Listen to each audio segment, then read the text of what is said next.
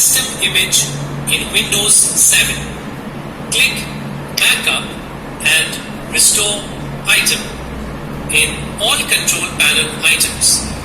Select Create a System Image. Create a System Image dialog box opens. Look for Backup Devices. A system image is a copy of the drives required for Windows to run.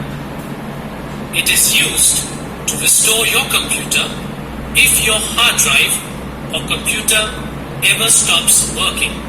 Select any option and click Next button. The Windows starts saving the backup.